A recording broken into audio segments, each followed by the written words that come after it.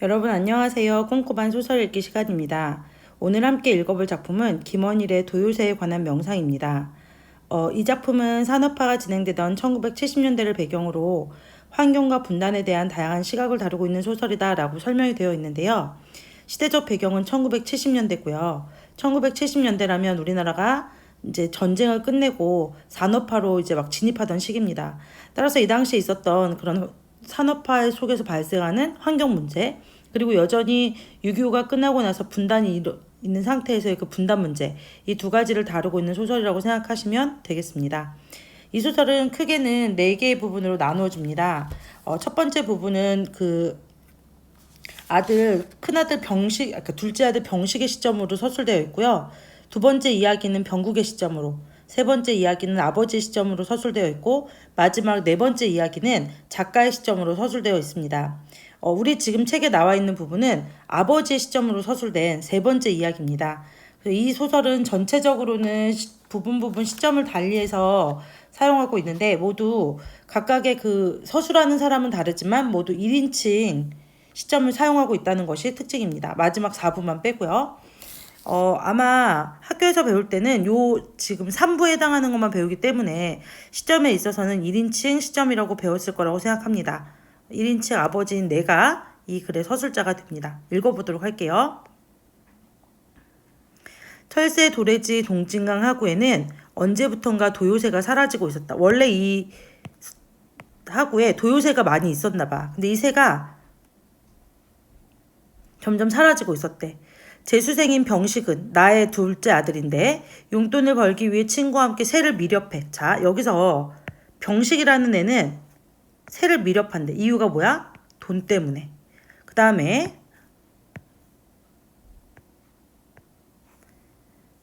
서울에서 대학을 다니던 아들 병국은, 나의 큰아들은 시국 사건에 연루돼요. 시국 사건이라는 건 당시 어떤 그런 학생운동 같은 거 했다고 생각하시면 돼요. 시대적인 그런 사건에 연루되어 대학에서 이제 잘렸어. 낙향하여 자책감을 갖고 생활하다가 환경 문제에 관심을 갖는다. 그래서 철새들의 원인을 밝혀. 병식과 병국은 똑같이 새를 관련된 일을 하지만 병식은 돈을 벌기 위해 새를 밀렵하는 일을, 병국은 새들이 사라지는 원인을 조사하는 환경 문제에 관심을 갖고 있는 거죠. 조금 차이가 있어요. 이때 아버지인 나는 북에 가족을 두고 온 실향민으로서 제시된 부분은 동진강 하구를 찾은 과거를 회상하는 장면이다. 자, 나는 실향민이야. 아버지인 내가 이제 서술을 하는 거죠. 여기 보시면 앞부분의 줄거리를 간단히 요약하면 나는 아버지이고 실향민인데 과거를 회상하고 있고, 큰아들 병국은 환경 문제에 관심을 가지고 철새를 연구하고 있고, 병식은 돈을 위해서 새를 밀렵하고 있는 그런 상황입니다. 읽어볼게요.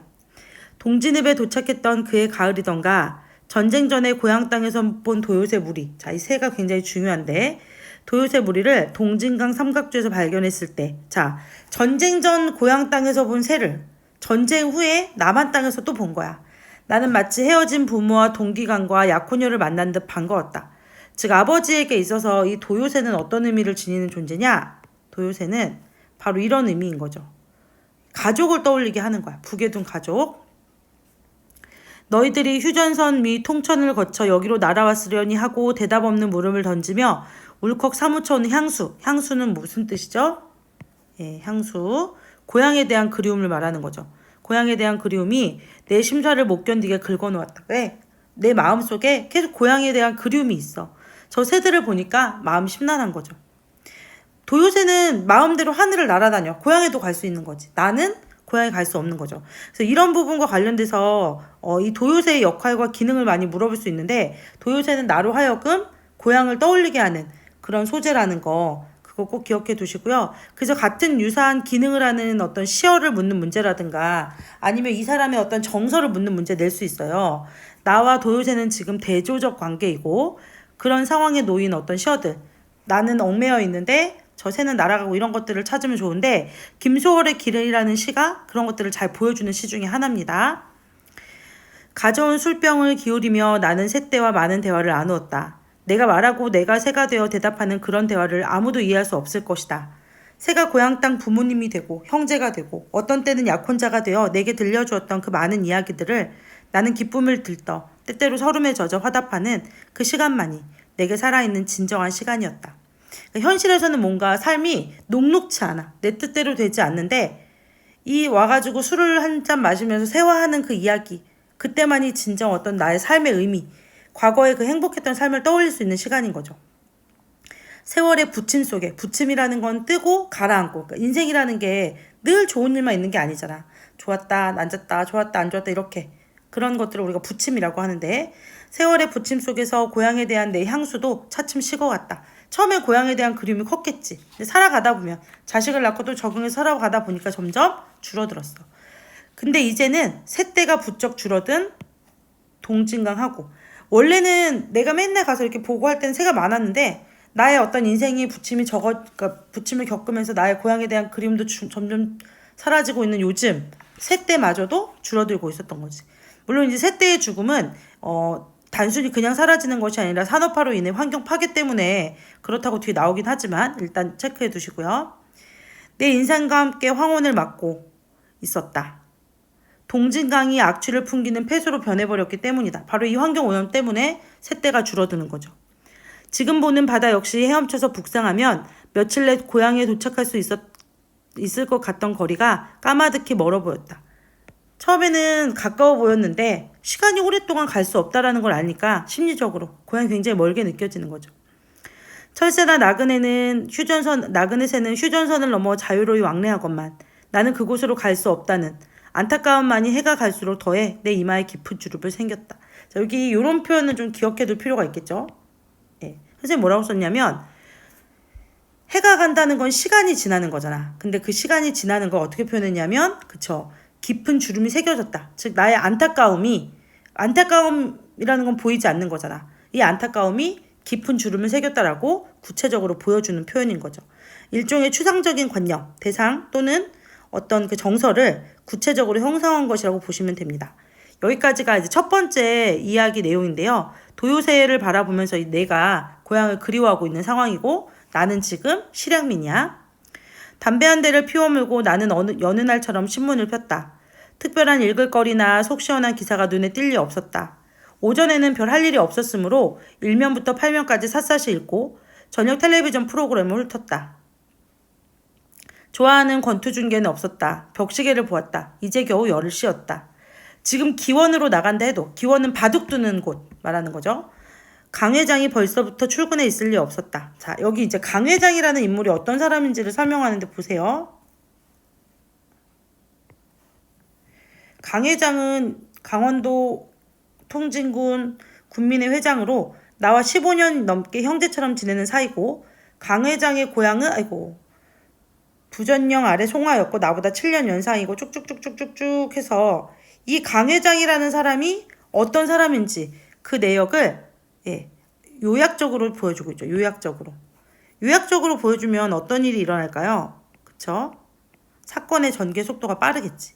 강 회장이라는 사람이 어떤 사람인지를 딱 얘기해 준 거야. 나는 하루하루를 무기력하게 살아가고 있고 그런 내가 만나는 유일한 사람은 강 회장인데 강 회장은 이런 사람이야. 내가 신문 바둑란을 꼼꼼히 들여다보고 있을 때였다. 대문 초인종이 길게 울렸다. 마루 끝에 앉아 껌을 씹으며 라디오 유행가를 듣던 종욱이가 대문께로 달려갔다. 초인종 소리로 보아 두 아들 녀석 같지는 않고 옆에 내가 또 뭘 빠뜨리고 나갔나 황망히 돌아왔으려니 싶었다. 누구세요? 종욱이 철문 쇠빗장을 달그락거리며 물었다. 김병국이라고 이 집에 살죠? 바깥의 무뚝뚝한 목소리였다. 종욱이 문을 열자 장교와 사병이 집 안으로 들어섰다. 장교는 중이었고 사병은 상등병이었다. 둘의 거동이 당당한 데다가 사병은 총을 메고 위장막 씌운 철모를 쓰고 있었다. 내 가슴이 철렁했고 오른쪽 턱에는 경련이 왔다. 전쟁 때 철원 전투에서 왼쪽 다리에 중상을 당한 후부터 놀랄 때나 흥분하면 부교감 신경에 실조증이 나타났다. 즉, 이 사람이 지금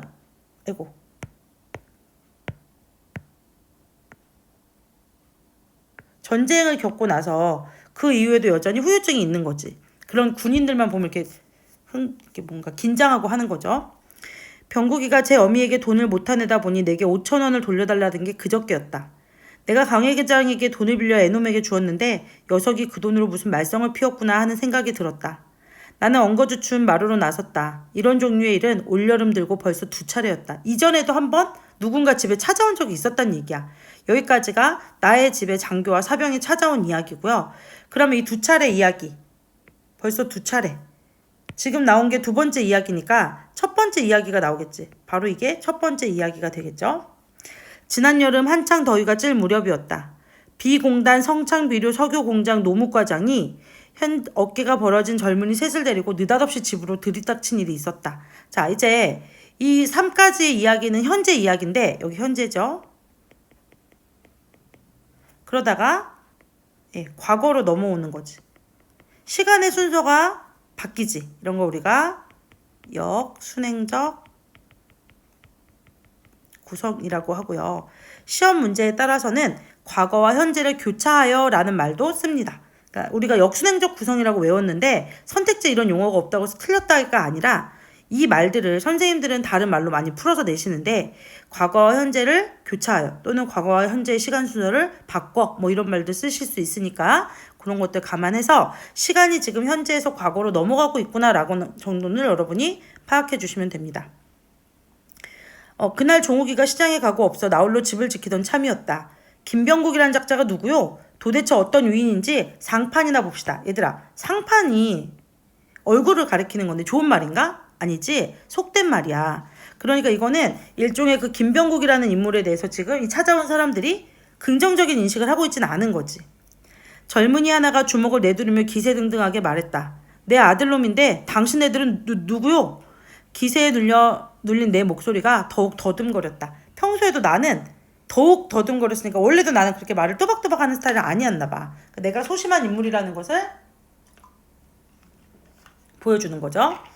당신 자식이란 아직 맞박이 새파란 놈이겠군. 그 새끼 좀 봅시다. 너희 집에 누가 찾아와서 너희 부모님한테 너희에 대해서 이렇게 얘기하면 어때? 기분 나쁘지. 이 사람들 지금 완전히 버릇 그 예의 없는 사람들이야. 이 사람들 왜 이런 얘기를 하는 건가? 계속 볼게. 다른 젊은이가 윽박질렀다. 아들은 지금 집에 없소. 무슨 일인데 이러시는 거요? 그 자식 깐대를 불어요. 당장 작살내고 말 테니. 자, 여기 봐라. 여기 보면 상판, 그 다음에 뭐 맞박이 새파란 놈, 그 새끼, 작살낸다. 이런 것들 전부 다 지금 김병국에 대한 이 찾아온 사람들이 김병국인지 무슨 병국인지 안 나오네. 병국이에 대한 찾아온 사람들의 어떤 부정적인 인식을 계속 드러내는 거야. 또 다른 젊은이가 방문 열린 큰 방과 건너방을 기웃거리며 말했다.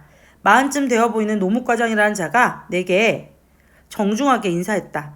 이거 소란을 피워서 죄송합니다. 김병국이란 자제를 만날 수 없겠습니까? 자, 얘는 이 사람은 자제분 이렇게 높였지. 요건 조금 다른 거야. 아까보다 예의를 갖춘 거지. 이전보다 예의를 갖추고 있는 거죠. 노무과장이 젊은이들을 제지시키곤 말했다. 마루에라도 만지십시오. 안고 자시고 할 시간이 없단 말이오. 한 젊은이가 말했다. 가만히 있자. 전국일 찾자면 아무래도 힘들겠네요. 자정이 돼야 돌아오니 난들 행선지를 알 수 있어야죠. 사실을 말씀드리자면 선생님 자제분이 우리 회사를 상대로 관계 요로에 진정서를 보냈습니다. 요로라는 것은 뭐 관계 위치, 그러니까 이제 정부 부처나 이런 데다가 진정서를 보냈다는 거야. 이제 이 사람들이 찾아온 이유가 나오겠지. 진정서라는 건 이제 뭔가 일종의 클레임 같은 거, 그 고소장이라고 해야 되나? 아무튼 이 사람들을 조사해달라고 하는 게 진정서인데 노무과장이 찾아온 이유를 설명했다. 여기 시보건과에 접수한 진정서 4번 좀 보십시오. 노무과장은 마루에 걸터앉아 주머니에서 복잡한 서류를 꺼냈다. 종이를 맞아든 내 손이 떨렸다. 방 안으로 들어가 돋보기 안경을 찾아 낄 틈도 없이 희미한 글자를 대충 훑어보았다. 여기 있는 내용들이 이제 진정서의 내용이야. 어떤 걸로 진정했느냐? 아까 병국이가 뭐에 관심이 있다 그랬지? 그치. 환경 문제에 관심 있는 애야. 당연히 이 사람들 무슨 비료 공장에서 왔댔잖아. 그런 것과 연결해보면 환경 관련 얘기겠죠. 읽어볼게요. 성창 비료 석유 공장은 연간 40억 규모의 흑자를 내고 있으면서도 폐기 처리 과정에 대한 근본적인 개선책이 전혀 없음이 입증되었다. 지난 8월 4일 새벽 2시 20분 당 공장은 야음, 밤에 어둠을 틈타 아모니아 가스를 다량으로 배출하여 그 가스가 폐교천을 따라 안개처럼 덮쳐와 동진강 하류로 확산된 바 있다. 이로 인하여 새벽 4시 4시 10분 동진강 하류에서 오징어 잡이를 출하하려던 어민 18명이 심한 구토 두통과 구토 등으로 실신한 사건이 있었다. 당사는 기계밸브가 고장이 나서 가스가 샜다고 변명하지만 이러한 사건이 일주일 주기로 이미 수십 차례 반복되었음을 입증하며 이제 그런 것들을 조사해서 언제 그랬는지를 보는 거죠. 그렇게 보니까 이제 이거는 고장난 게 아니라는 걸 알 수 있지. 이로 미루어 당사는 일부러 밸브를 틀어 못쓰게 된 가스를 배출하고 있음을 객관적으로 입증됨으로써 라고 해서 이 지금 성창 비료 석유 공장이라는 곳에서 환경을 고려하지 않고 의도적으로 폐기물을 배출했다. 환경 오염시켰다. 라는 내용의 진정서야. 정신병자가 쓴 낙서는 뭐 더 읽을 필요도 없어. 아까 그 젊은이들이 계속 이제 무례하게 얘기하는 거죠. 한 젊은이가 내가 읽던 진정서를 낚아챘다. 이 아들놈이 낸 진정서가 틀림없습니까? 그랬어요. 이 당시만 해도 지금처럼 환경 문제에 관심이 없을 때야. 환경보다는 뭐가 우선이야? 나라의 발전이 우선이라고 생각하던 때야. 그러니까 여기 나오는 사람들이 막 되게 경우 없고 막 무조건 나쁜 사람이라고 보기보다는 그 사람들 입장에서는 뭐 그런 걸 왜 따져? 그게 뭔데? 정도 생각하는 거죠. 근데 뭐 그렇지 않죠, 사실. 노무과장이 내게 물었다. 분명합니다. 알고 보니 자제분은 이 방면의 상습범이더군요. 아, 얘가 한 번만 그런 게 아니야. 범죄자는 아니잖아, 얘가. 그치? 지난 6월에는 풍천화학을 상대로 진정서를 낸 바 있습니다. 풍천화학. 얘도 역시 뭘 오염했겠지? 그치? 얘도 환경 오염을 시키는 회사겠지. 풍천화학 역시 야암을 틈타 카드뮴, 수은. 카드뮴과 수은, 중금속 굉장히 오염 심각하죠.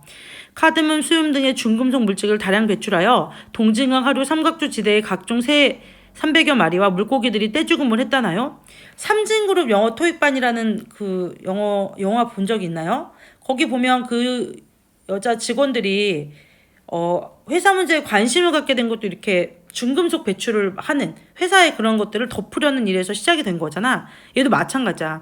이 당시에는 정말 카드뮴, 수은 이런 수은 중독, 카드뮴 중독 이런 거 되게 위험한데 이런 것들을 아무렇지 않게 생각하고 비싼 비용이 들잖아. 환경오염 처리하려면. 그러니까 그냥 물에 타서 그냥 버리거나 막 방류해서 새나 물고기들이 많이 죽었다는 거죠. 사람이 한갓 새나 물고기가 죽은 걸 두고 말입니다. 자, 여기서 이제 이 사람들의 가치관이 드러나는데 이 사람들 어떻게 생각하느냐? 사람이 아닌 새나 물고기가 죽은 걸 가지고 왜 이렇게 난리야? 라고 말하는 거지. 노무과장 역시 이 노무과장과 함께 온 사람들 역시 이 사람들은 전부 어떤 생각이냐? 환경 문제는 관심이 없어. 오로지 사업 이익에만 관심이 있고 인간 이외의 생명은 큰 의미를 두지 않는 거지. 요즘은 동물권이다 뭐 이런 것도 있지만 이 당시에는 있을 수도 없는 그게 왜 중요해? 당장 사람이 먼저 먹고 살아야지 라고 생각하던 시대예요. 그러니까 이 사람들의 입장에서는 병국이가 하는 행위가 말도 안 된다고 생각하는 거지. 노무과장의 목소리가 열을 띠더니 새나 물고기란 말에 힘주어 강조했다. 새나 물고기. 강조한 이유는 뭘까요? 이거 하찮다 이런 얘기죠. 응? 기가 막혀. 뭐 제놈이 실신했거나 가족을 떼죽음 당했다면 몰라. 사람도 아닌 새나 물고기. 그것 때문에 이런다고? 이런 얘기야. 한 젊은이가 가소롭다는 듯 시큰둥 말했다. 국민소득 1,000달러. 지금 3만 불 시대잖아요. 이 당시는 1,000달러. 우리나라가 전쟁이 끝나고 나서는 필리핀보다도 못 사는 그런 나라였다고 하잖아요. 1인당 국민소득이 1,000달러가 안 되던 시대야. 지금은 3만 불 정도 되잖아요. 굉장히 많이 발전한 거지. 그러니까 당연히 지금은 우리가 환경도 고려하고 뭐 시대의 변화와 세계의 흐름에 맞추지만 이 당시에는 그런 게 별로 없었을 때야. 그럼에도 불구하고 병국이는 그런 데 의식을 가지고 있었던 사람이고. 오늘날 조국 근대화가 다 무엇으로 이루어진 성과인 줄 선생도 알죠? 그러니까 70년대는 산업화와 경제성장이 굉장히 중요한 시대고 환경오염이 뭐가 중요해? 그거보다 잘 먹고 잘 사는 게 중요한 거야 라고 말하던 시대야. 다른 젊은이가 내 눈을 찌를 듯 손가락질했다. 빈대 잡겠다고 초가삼간 태우겠다는 미친놈의 이짓거리를 이번엔 뿌리를 뽑아야 돼 이랬어요. 자, 빈대삼 잡겠다고 초가삼간 다 태운다. 이거 속담이잖아요. 그쵸? 속담을 인용한 건데 속담은 관용적 표현 중에 하나죠. 여기 보시면 빈대, 작은 거를 잡겠다고 초가삼간, 큰 걸 없앤다 이런 얘기인데 이 사람들이 생각할 때 빈대, 새나 물고기 살리자고 초가삼간, 조국의 근대화를 막겠다? 이렇게 생각하는 거야. 미친놈의 이짓거리를 뿌리 뽑아야 한다. 뿌리 뽑다. 근절해야 된다. 이런 말이죠. 또 다른 젊은이가 말했다. 그들은 병국이 소재를 두고 다시 한 차례 이구동성 삿대질을 하며 그놈이 돌아올 자정까지라도 기다리겠다며 새 젊은이가 마루로 올라왔다. 선생, 진정도 진정 나름입니다. 그러나 이번 문제는 명예훼손으로밖에 볼 수 없어요. 자, 자기들이 잘못해놓고 오히려 이 사람 뭐 하는 거야, 그치? 오히려 자기들이 협박하는 거지. 간혹 기계 고장으로 가스가 새는 수는 있긴 합니다. 거짓말이지. 기계 고장이라면 어쩌다 한 번 일어나야지 이렇게 일주일에 두세 번씩 일어나면 안 되잖아. 그러나 그걸 고의로 몰아붙이는 이런 진정에는 우리가 오히려 명예훼손으로 자제분을 고발할 겁니다. 협박하는 거야. 선생도 지난번 반상회를 나갔다면 우리 비공단에서 돌린 공문을 받아보았을 겁니다. 공단 측에서도 국내 문제에 관심을 가지고 아황산가스, 일산화탄소, 폐수, 풍속 측정 등의 8대 공의 검증기구를 사들이려 예산을 책정했다는 내용 말입니다. 또 오염 가능 지역을 3단계로 분류하여 500여 가구의 이주 계획을 세웠다는 점도 읽으셨겠죠? 라고 이렇게 대책을 마련했지만 이런 대책들은 실효성이 없는 거야. 일종의 그냥 눈속임, 눈가림 이런 거죠. 노무과장이 숨을 돌리더니 담배를 꺼내어 한 대를 자기가 물고 한 대를 내게 권했다. 그로부터 그들은 1시간 남짓 집에 머물러 있었다. 그동안 노무과장은 이론을 앞세운 설득으로 새 젊은이는 힘을 과시한 위협으로 나를 몰아붙였다. 그동안 병국이는 용케 집에 들어오지 않았다. 자, 여기 보면 용케라는 단어가 있지. 이 단어를 봤을 때 아버지는 아들이 돌아오지 않기를 바라고 있었는데 어떻게 다행인지 다행스럽게 이런 말이야. 병국이는 다행스럽게도 돌아오지 않았다. 그때도 그는 이틀째 집을 비우고 있었다. 동징강 하루에 텐트를 치고 야영을 하거나 아니면 옹포리 아바이 집 토방에서 잠을 잤음이 틀림없다. 여기까지가 지난 여름에 있었던 일이야. 지금은 누가 찾아왔어? 그치, 군인이 찾아온 거니까 또 다른 얘기야. 다시 과거에서 현재로 넘어오죠. 선생님이 김병국의 부침 되십니까? 중이가 정중히 물었다. 예, 그렇습니다. 보호자로서 저희 부대까지 동행해 주셔야 하겠습니다. 아, 김병국이라고 나오네요.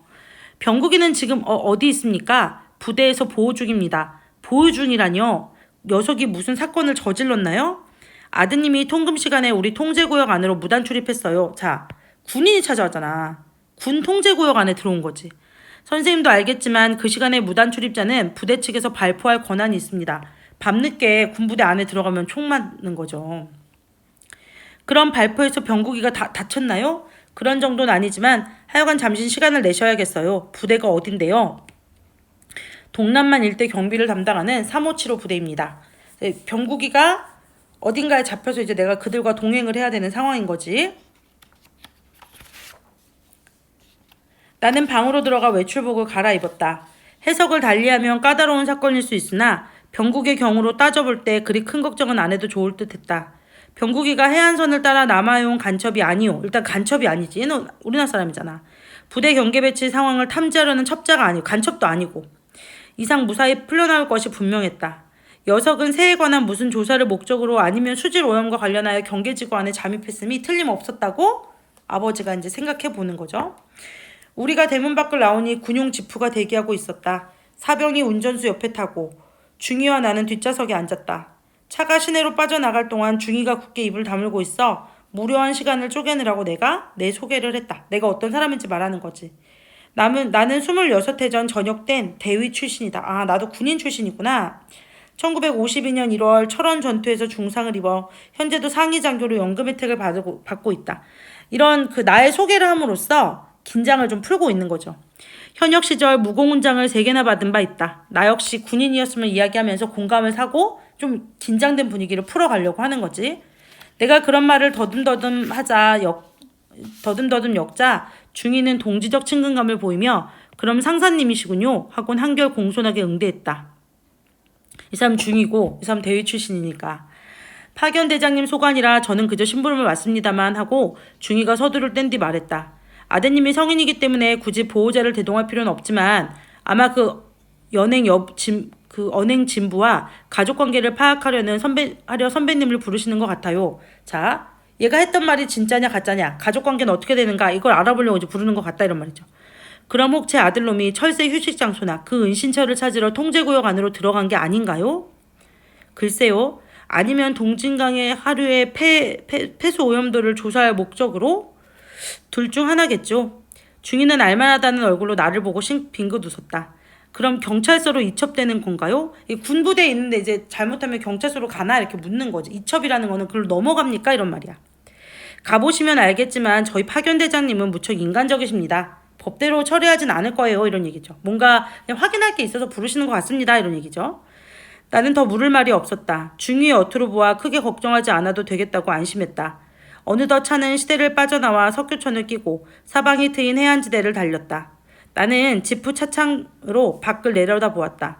황량한 공안지 멀리로 비공장 굴뚝들이 보였다. 바다에서 불어오는 바람에 밀려 연기가 시내 쪽으로 날아갔다. 그중 삼형 정유공장으로 짐작되는 굴뚝에 가스를 태우는 불꽃이 중동 유전지대처럼 붉은 열을 날름거렸다. 나 역시도 그런 공장의 모습에서 긍정적으로 인식하는 건 아니죠. 왜냐하면 붉은 열을 날름거렸다라는 것은 좀 뭔가 그렇게 긍정적인 인식은 아니야.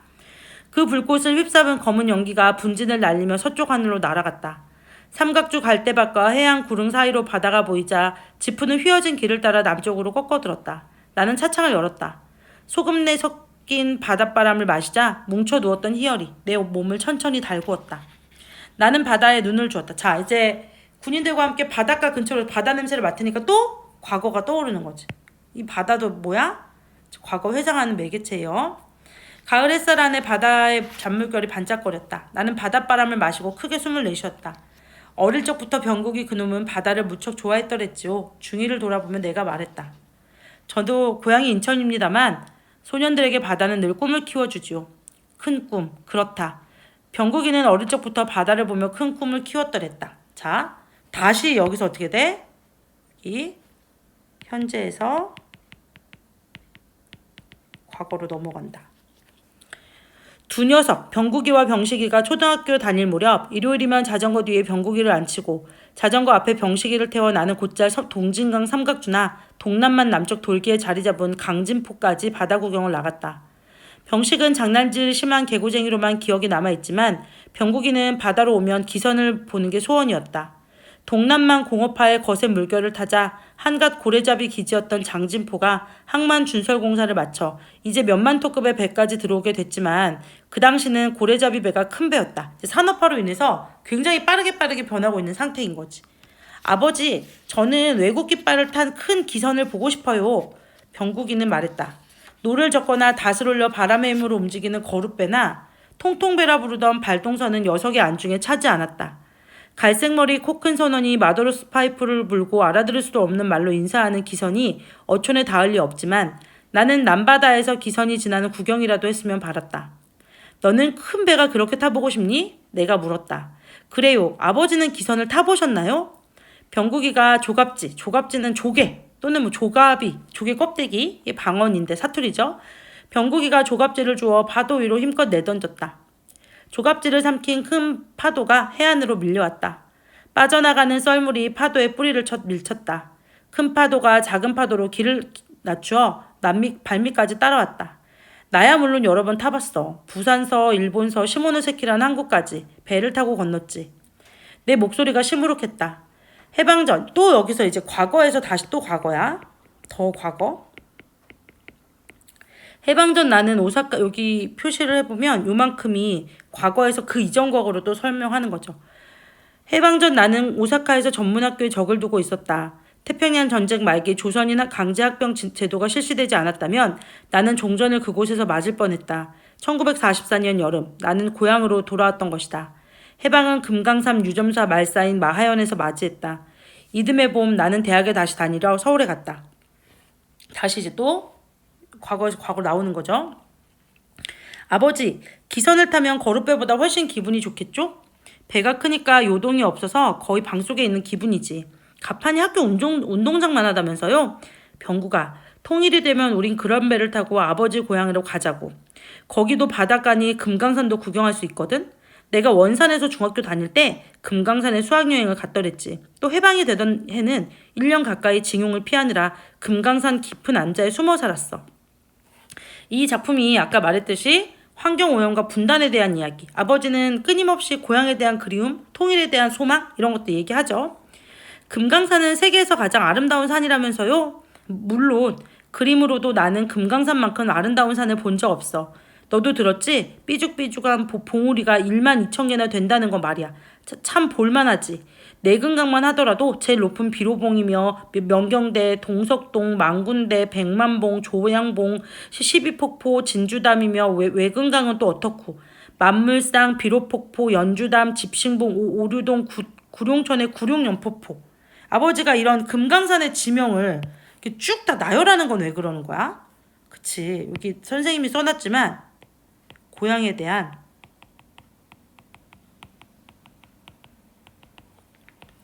간절한 그리움을 다루고 있는 거죠. 그만하세요. 아버지는 언제 그걸 다 외웠나요? 어디 그뿐인가? 해금강, 신금강은 또 어떡하고 장안사, 표운사, 유점사 그것 말고도 절은 또 얼마라고? 나는 신이 나서 입술에 침을 튀겨가며 짓거렸다. 남한에 정착한 뒤 그곳이 그리워 지도를 펴놓고 쥐야장천 들여다보니 자연스럽게 외우게 된 지명이었다. 내 눈앞에 금강산을 일주하듯 기암절벽의 산봉우리와 청정한 폭포와 단풍으로 타오르는 떨기나무 숲이 원색 영화 장면처럼 스쳐갔다.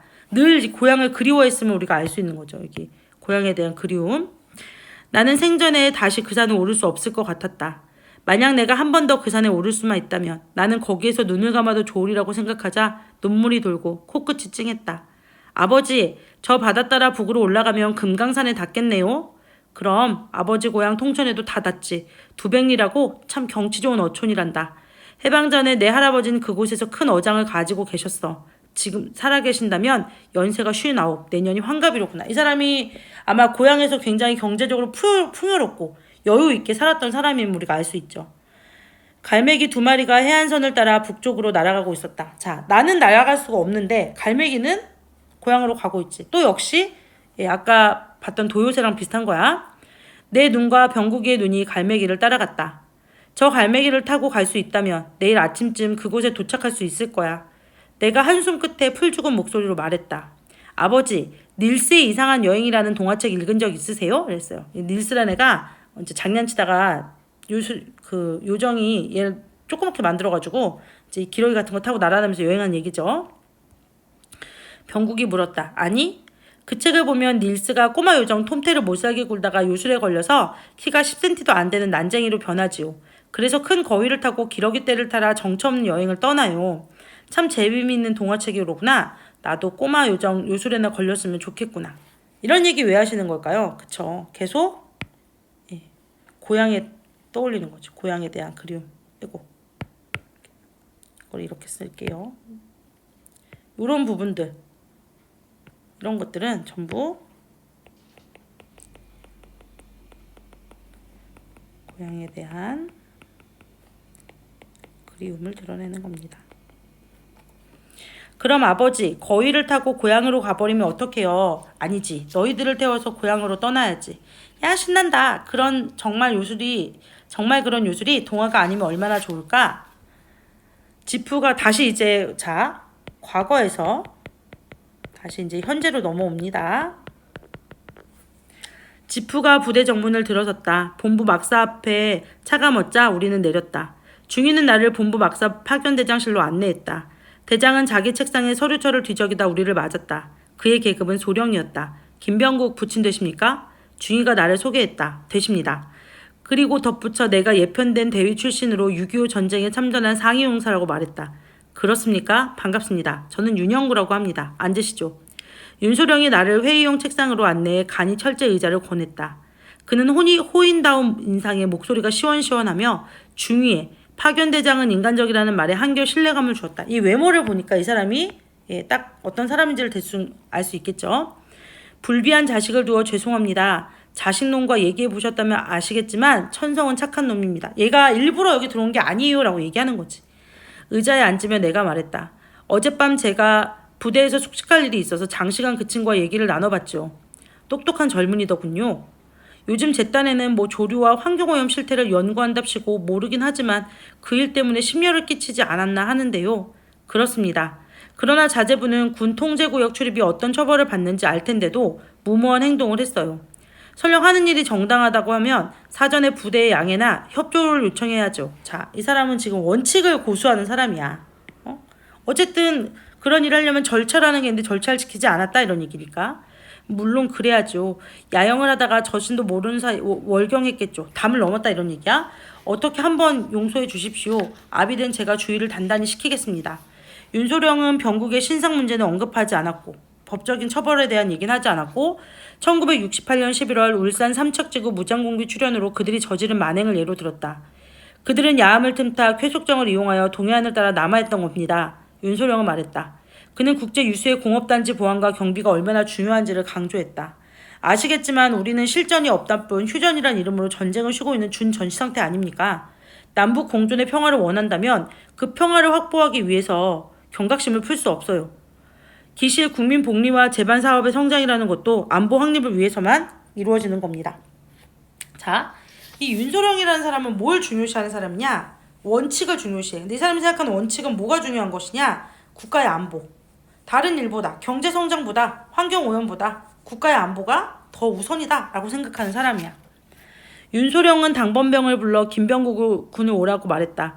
한참 뒤 사병과 함께 병국이 파견대장실로 들어왔다. 떼꾸 간증 꾀지지한 그의 몰골이 중병 환자 같았다. 점퍼와 검정바지도 펄투성이어서 하수도 공사를 하다 나온 듯했다. 병국은 움푹 꺼진 동태 눈으로 나를 보았다. 이제 여기 갇혀 있었으니까 초췌했겠지.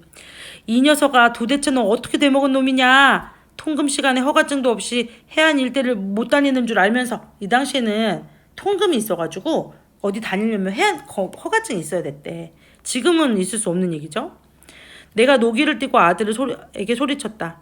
일부러 더 소리치는 거야. 왜? 내가 먼저 화를 내면 이 사람들이 뭐라고 못하니까 내가 먼저 화분을 내는 거지.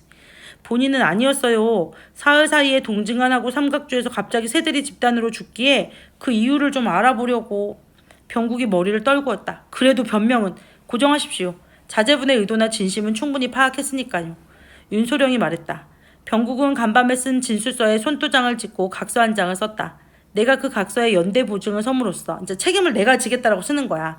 우리 보자가 파견대 정문을 나서기까지는 정오가 가까울 무렵이었다. 부대에서 나올 때 집으로 찾아왔던 중이가 병국의 사물을 인계했다. 닭털 침낭과 등산 배낭, 2인용 천막, 그리고 걸레 쪼가리처럼 늘어진 바다오리와 꼬마 물대새의 시신이 각 10구씩이었다. 죽은 새는 뭘 하게? 웅포리 쪽으로 걸어오면서 내가 물었다.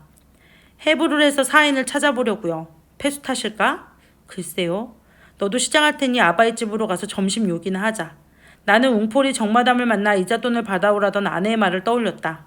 병국이는 식사 따위에는 관심이 없어 보였다. 아버지, 아무래도 새를 독살하는 사람들이 있는 것 같아요.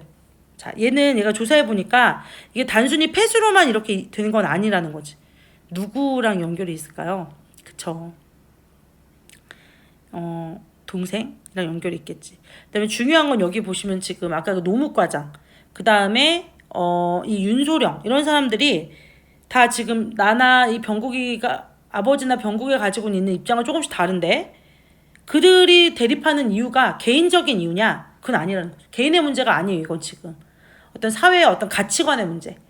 경제와 안보를 중요시하는 사람과 환경 오염을 중요시하는 어떤 그런 서로 다른 큰 가치관의 대립인 것이지 인물들 개인의 갈등을 다루고 있는 것은 아니라는 것도 여러분 좀 알아두시면 좋을 것 같습니다. 마지막으로 볼까요? 그걸 어떻게 하니? 갑자기 떼죽음을 당하는 게 이상하잖아요. 물론 전에도 새나 물고기 떼가 죽음을 당하는 경우는 있었지만 이번에는 뭔가 다른 것 같아요. 물 탓이다. 이제 동진강은 강물도 아니고 동물이야. 조만간 이곳에서 새떼가 자취를 감추고 말 게다. 그 뒤에 이제 병국은 철새의 죽음과 병식이, 동생이 아까 미렵한다 그랬잖아.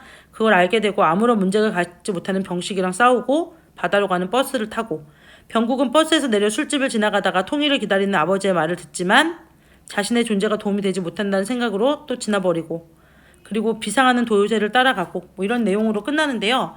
선생님 보시면 여러분이 보시면 제가 도요새의 의미에 대해서 체크했어요. 근데 아마 이 책에서는 지금 요 정도 나만 나오니까. 근데 제가 아까 말했지만 1부에서는 병식이, 2부에서는 병국이, 3부에서는 아버지가 주인공이고 각각의 서술자고 각각에게 이 도요새의 의미가 있어요. 그랬을 때 병식에게는 돈벌이의 대상이고 병국에게는 어떤 정신적인 자유의 상징이자 동시에 환경을 중심으로 했을 때 지켜야 할 생명의 가치인 것이고 아버지에게는 고향에 대한 그리움을 불러일으키는 소재라고 되어 있는 거죠.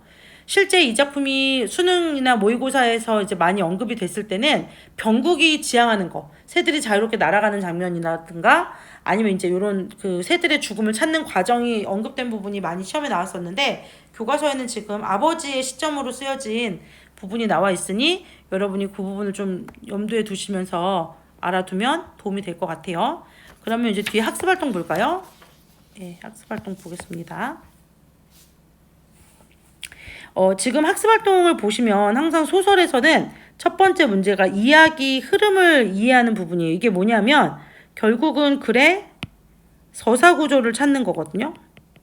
서사구조라는 거는 줄거리를 파악하는 건데 이 작품의 경우에는 현재와 과거 회상이 왔다 갔다 하기 때문에 지금 이렇게 순서가 되어 있는 거죠. 현재, 과거, 다시 현재, 과거, 현재, 과거, 현재. 우리 책에서는 지금 어디만 언급이 되어 있나요? 책에 언급된 부분을 제가 표시해 보면 책에는 이 부분이 언급되어 있는 거죠. 여기까지다. 잠깐만. 이렇게 여기가 언급이 되어 있는 거고 위에 있는 나와 어머니의 갈등은 나오지 않는 거죠. 체크해 두시고 여기 특히 이제 과거 왔다 갔다 하는 게 과거와 현재가 교차되고 있어서 우리가 얘네들을 순행적 구성이라고 한다는 거. 그 다음에 이 소설에서 새와 관련된 나와 병국의 행동과 심리가 드러난 부분. 행동과 심리는 그 사람의 입장을 드러내기 때문에 각각에서 새가 의미하는 바 아버지에게 있어 새는 이런 의미를 병국에게 있어 새는 이런 의미를 요거 기억하셔야겠죠. 그래서 여기 나오는 구절들. 근데 이제 병국의 행위는 아버지의 시점으로 쓰기 때문에 이게 병국이가 직접 뭔가 하는 걸 우리가 나오진 않고 그랬다 정도만 나와 있으니까 요거만 봐두시면 됩니다. 그 다음에 이제 인물의 갈등 양상을 파악하는 건데 병국이가 생각하는 건 환경 중시, 비료공자 사람들은 뭐야? 경제성장과 근대화. 이게 서로 다른 입장인 거고요. 여기 지금 나와 있지 않지만 윤소령은 또 뭘 중시하느냐? 이 사람은 경제 발전보다 안보 이걸 중요시하는 사람인 거죠. 이것도 조금씩 달라요. 그 다음에 여기 보시면 이건 여러분이 아마 학교에서 수행 과제로 하기도 하고 아니면 활동으로 하기도 했을 것 같기도 하고 혹시 여러분 중에 이제 과목별 세부 능력 특기사항 준비할 때 이런 환경과 또 정책과 경제 성장 이런 것과 관련된 글들을 이 소설을 읽고 나서 써서 제출해도 좋겠죠. 관련 분야의 전공을 희망하는 학생이라면 이런 글을 읽고 뭐 내가 원하는 게 어떤 정책 전문가다라고 하면 그런 방향에서 또 환경에 대한 문제를 내가 생각하고 있는 환경에 대한 연구하는 사람이 되고 싶다라고 한다면 그런 부분에서 이런 것들을 연결시켜서 써보시면 도움이 될 것 같습니다. 교과서에도 나와 있고 하니까요. 여기는 이제 허생의 처와 허생전을 비교한 건데 문학에 나타난 사회문화적 가치. 이게 이제 무슨 말이냐면 문학이라는 것이 단순히 그냥 어떤 인물 간의 갈등만 다루는 것이 아니라 당대의 어떤 사회와 그 사회의 어떤 문화적 가치나 요소들이 반영되어 있다고 봤을 때 위에 나오는 박전의 허생전은 조선 후기의 사회적인 모습들이 담겨 있는 거고 그 밑에 나오는 이남희의 허생의 처는 이제 그 남성 중심의 이데올로기의 가치가 변했잖아. 시대가 변해서. 그런 것에 대해서 이제 여성의 입장에서 이야기하는 그런 소설이니까 두 개를 한번 여러분이 비교해 보시면 좋겠어요. 제가 여기 지금 이게 그 교사용 교과서에 있는 내용을 올려둔 건데 사실은 이 꼼꼼한 소설 읽기 시간은 선생님이 그냥 소설을 읽어주고 여러분한테 작품을 다시 한번 살펴보는 시간이기 때문에 필기할 시간이 넉넉하지 않을 거라고 생각합니다. 그러나 아마 제시되는 그런 자료 중에 여기 해당 자료가 있을 거라고 생각하고요. 또는 여러분이 가지고 있는 뭐 자습서 또는 아니면 해설서 이런 거에 이런 부분에 대한 설명, 제재 연구나 뭐 이런 내용 설명이 있기 때문에 제가 이런 부분들은 자세히 설명하지 않는 거고요. 이런 문제는 아마 학교에서 출제하실 때는 여기도 시험 범위에 해당한다면 두 작품에 드러난 내용들을 비교하는 것 정도의 문제 한두 개 정도밖에 낼 수 없기 때문에 여기 나오는 문제 1번 요 정도만 여러분이 좀 공부하시면 될 것 같습니다. 그래서 허생이 중시하는 가치와 허생에 처해서 중시하는 가치가 뭔가, 그럼 왜 이런 가치를 중시하는 차이가 있느냐, 이건 아마 조선 후기 사회와 그 이후 현대 사회의 가치관의 차이 때문에 생기는 거겠죠. 그런 것만 이해하시면 될 것 같아요. 그래서 요거 이렇게 각각 나눠가지고 허생전에서 중시하는 것과 허생에 처해서 중시하는 거 여러분이 알아두시면 되겠습니다. 그러면 그 뒤에 이제 관점을 선택해서 평가하는 거는 여러분이 읽어보시면 되고요. 관점이 잘 드러나게 표를 만드는 것도 여러분이 읽어보시면 됩니다. 이것 이외에 추가로 더 읽기 자료가 있는데 그 부분에 대해서는 여러분이 읽어두시면 되겠어요. 다시 한번 이 전체 소설에 대해 설명하자면 김원일의 도요새에 관한 명상은 도요새에 대해서 아버지, 그 다음에 병국, 병식의 입장이 모두 다른데 이 중에서 우리 교과서에 수록된 부분은 아버지의 입장에서 서술된 부분이고요. 아버지는 실향민으로서 고향에 대한 그리움을 도요새를 통해서 드러내는 거고, 그런 아버지가 이제 과거를 중간중간 떠올리면서 아버지의 생각과 있었던 일들을 서술하고 있는 작품이구나라고 알아두시면 될 것 같습니다. 그럼 여기서 마치겠습니다. 수고하셨습니다.